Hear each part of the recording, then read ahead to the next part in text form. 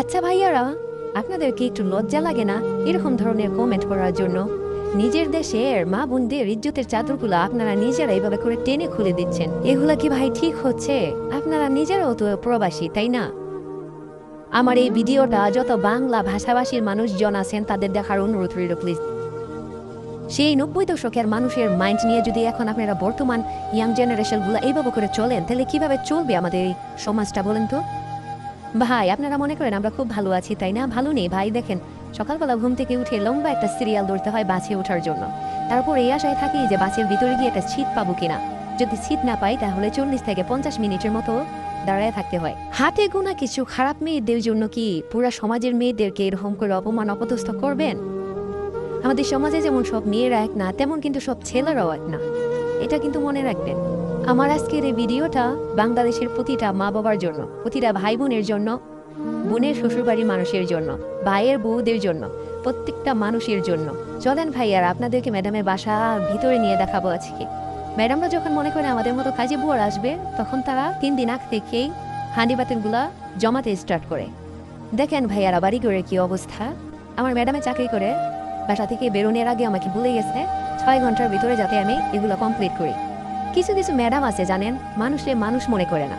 তারা ভাবে না যে আমরাও মানুষ, আমাদেরও কষ্ট হয়, এটা তারা একটু অনুভব করে না। তাদের ভিতরে এমন কিছু ম্যাডাম আছে মনে হয় রহম বলতে কিছু নেই। আর ওদিক দিয়ে আমাদের বীর পুরুষ ভাইয়ারা আমাদের দেহ নিয়ে টানাটানি করতেছে অনলাইনের ভিতরে। কি একটা অবস্থা চিন্তা করেন। হাতে গোনা কিছু সংখ্যক মেয়েদের জন্য যদি সমাজের মেয়েকে এইভাবে দেহ ব্যবসা বলে অপমান করেন, আচ্ছা এগুলো কি মেনে নেওয়া যায় বলেন?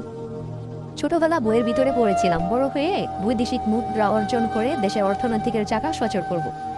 বাংলাদেশের অর্থনৈতিকের চাকা ঠিকই ঘুরছে, কিন্তু আমাদের মেয়েদের জীবনের চাকা এখনো 4 দেয়ালের মাঝে বন্দি। কিছু হলে বোনের শাশুড়িরা তোমরা কতটা অপমান অপদস্থ করো, বলো তোমাদের বোন কি ভালো নাকি? কিছু হলেই পাড়া প্রতিবেশীরা বাবা মার সাথে ঝগড়া হলেই বলে তোমাদের মেয়ে কি ভালো নাকি? ভাইয়ের বউরা ভাইয়ের সাথে ঝগড়া লাগলে বলে তোমাদের বোন কি ভালো নাকি? বিদেশ থাকে, আচ্ছা বিদেশ যাওয়াটা কি অপরাধ? আমি যদি আমার সংসারের দায়িত্ব নিই, আমার বাচ্চাগুলাকে লালন পালন করছি, আমার বাবা মাকে খাওয়াচ্ছি, এটা কি আমার অপরাধ? আমার মতো হাজার বোনেরা আছে এরকম করছে, ঠিক তাদের অপরাধ? এখন তো বাংলাদেশের ছোট বড় সবাই স্মার্টফোন ব্যবহার করে। একবারও কি ভাই চিন্তা করেন যেসব কমেন্টগুলো যে করি, যাদের ফ্যামিলির মানুষজন বাহিরে আছে, ওইসব বাবা মা ভাই বোনেরা কি মনে করবে? সত্যিই না জানি তাদের মেয়ে তাদের বোন দেহ ব্যবসা করে বেড়াচ্ছে। এটা কি ঠিক ভাই বলেন? ভিডিওটা বেশি বেশি শেয়ার করে দিবেন প্রবাসী ভাই বোনেরা, কারণ বাংলাদেশে প্রত্যেকটা মানুষের জানা উচিত যে আসলে আমরা প্রবাসে কি কাজ করি। যেসব বোনেরা সৌদি আরবে খাদ্দামা বিষয়ে আছেন, তাদের উপরে যে জুলুমটা করা হয়, তাদের তো খাবারের কষ্ট আছে এবং ঘুমেরও কষ্ট, তাদের প্রতি শ্রদ্ধা এবং ভালোবাসা রয়েছে। এবং যারা গার্মেন্টস সেক্টরগুলোতে রয়েছেন, বাংলাদেশ হোক বা বিদেশে হোক, কারণ গার্মেন্টসে কাজ করাটা যে এত কষ্টের এত পরিশ্রমের, প্রত্যেকটা ঘড়ির কাটার সাথে তাদের সময়ের হিসাব করে চলতে হয়। পুরো বাড়ির কাজ 7 ঘন্টায় কমপ্লিট করলাম মেডিসিন দিয়ে। হান্ডি পাতিল ধোয়ার কারণে আমার হাতটা কি পরিমাণে কালো হয়েছে মনে হইতেছে আমি কোনো টুকাই। আলহামদুলিল্লাহ সবাইকে ঈদ করার জন্য, মার্কেট করার জন্য টাকা পয়সা কমপ্লিট করলাম দিয়ে, কিন্তু একটা আফসোসের বিষয় কি জানেন? এখন পর্যন্ত বাড়ি থেকে কেউ জিজ্ঞেস করেনি আমি কিছু কিনেছি কিনা। এটাই আমাদের প্রবাসী জীবন।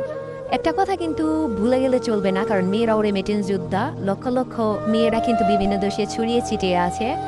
এসব ধরনের নোংরা কমেন্ট করলে জর্ডানের অনেক ছেলেরা দেখছি প্রতিবাদ করে। সেসব ভাইদের জন্য শ্রদ্ধা এবং ভালোবাসা রইল। ভালো থাকবেন, সুস্থ থাকবেন, আল্লাহ হাফেজ।